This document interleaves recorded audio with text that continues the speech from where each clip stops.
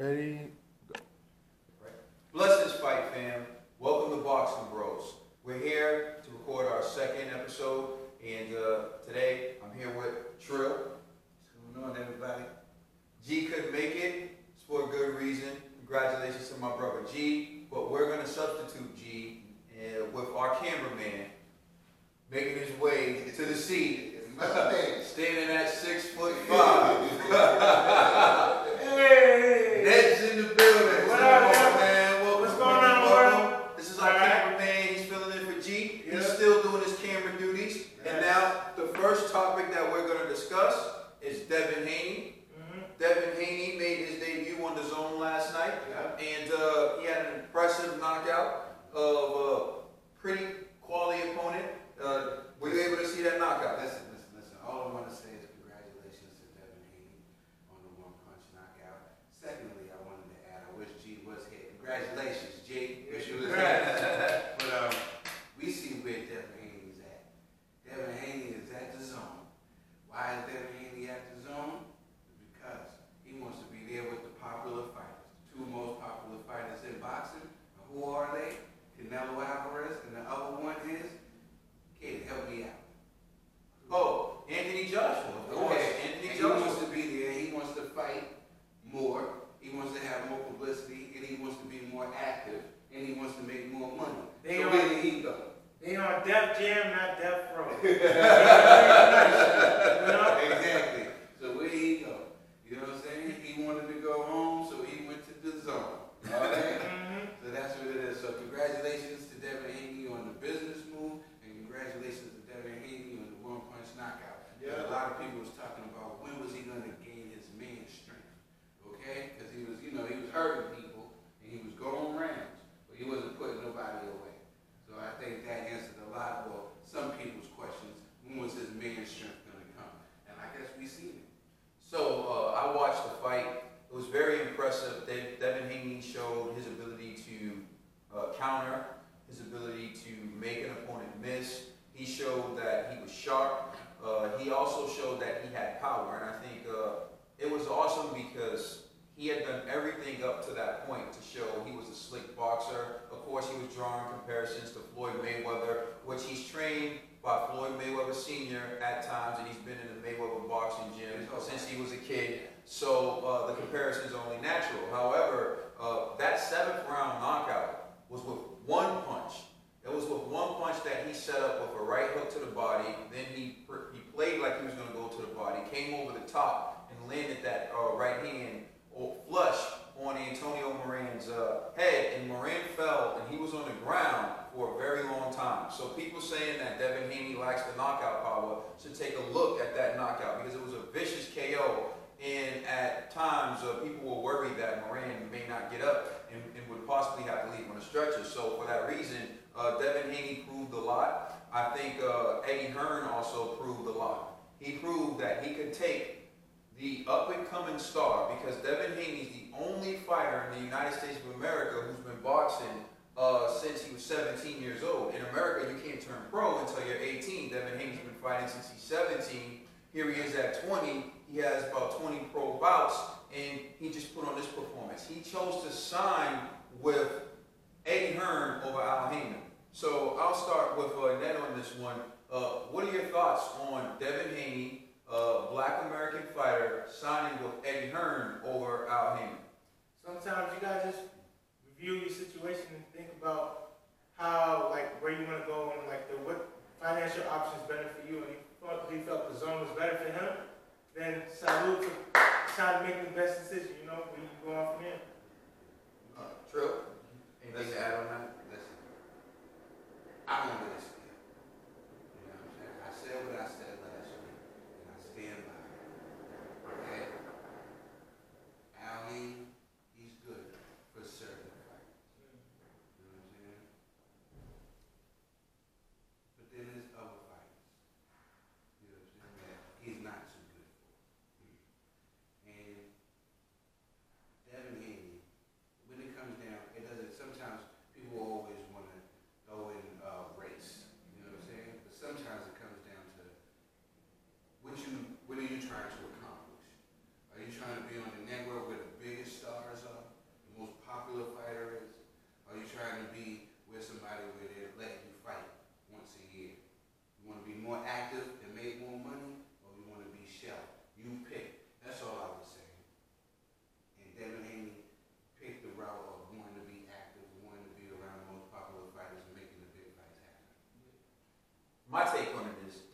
Haney signing with Eddie Hearn immediately lends credibility to Eddie Hearn that he's the guy offering in the zone in Matchroom Boxing. They're the company that's offering these fighters the best deals. They're the ones who are offering the fighters the opportunity to make the most money and put on the biggest fights. And Devin Haney is someone who learned how to fight from Floyd Mayweather Sr., spent all his time in the Mayweather Boxing Club.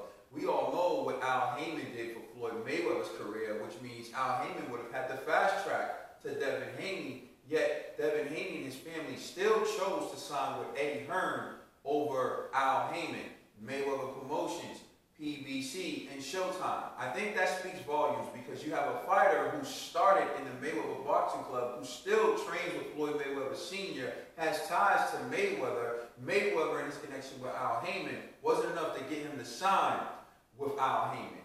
And he signed with the Zone, and I think because, as Trill has stated, and what I believe, sometimes a fighter has to do what's in his or her best interest, and what was in Devin Haney's best interest was signing with the Zone. It's, for some odd reason, it actually baffles me that Devin Haney is not a star. To me, that's ridiculous. You know what I'm saying? Because being an American fighter, but we all know, that's when we say racism plays a part, or color plays a part. Not when it comes to, you know what I'm saying, making certain deals that's right for you and your family. You know what I'm saying? Because I think that Devin Haney should be a big star still. Nobody knows him. But signing with the Zone, I'm pretty sure that a lot of people that never ever knew Devin Haney is going to start to know him now. I'll wrap it up by saying this. Devin Haney, the boxing skills have always been there. Everyone knows that. He's been impressive. He's been making opponents look silly. Sharp counter punches, high boxing IQ. The question was, could he get a guy out of there? He did that last night. Props to Devin Haney, and I think sky's the limit and beyond for him. We're going to move on to another fight that took place last night. Austin Trout versus Terrell Gausha. I'll start off by saying this. Ned, did you watch that fight? I didn't even catch the fight, man. Trill, did you watch that fight? I was watching the Zone. listen. No doubt, Trout. I give nothing but props to Austin Trout. Listen, you have entertained us. You have entertained us for a while now. I think it's time. It's been time. I felt like 2 fights ago. I don't know what his financial situation is, but I see that he is commentating for PBC. I think that that's where he should stick to. You know what I'm saying? I don't want to see Austin Trout take no more punishment. You know what I'm saying? I don't want to see Austin Trout get beat up by no more guys. Yeah, he can be competitive or whatever, but he just don't got it. To me, he's like I said about Dominique Brazil. You know what I'm saying? He just don't got it no more. I didn't think he had it no more ever since the Canelo fight. All right, now let me just, you didn't watch the fight. No. Why didn't you watch the fight? I didn't even know the fight was happening. So I'll just say, Ned represents the casual boxing fan. Ned's in it for the big fights. He's like Miguel Cotto, what he used to say after all his fights. I'm available for all the big names. Ned's available for all the big fights. So I just take it that wasn't a big enough fight for you. That wasn't a big enough fight. I didn't hear everybody. There was no promotion, no commercials, no billboards, nothing. Not even like an ad on Instagram to let me know what's going down. So I'll finish with this. I watched the first 4 rounds of that fight. I had my scoring app out, and I believe Gausha won the first 4 rounds, and Trout just looked shot. It wasn't the Trout that I've seen in fights prior to that. It wasn't the Trout that beat Miguel Cotto. He was a shot fighter. He looked shot. It's a PBC classic. Put a guy you're trying to promote in the ring with a shot fighter so that he can build credibility and people can truly believe that he stands a chance with real competition. But Gausha didn't impress me because if you're the quality of fighter they're trying to promote you as, you get Trout out of there soon.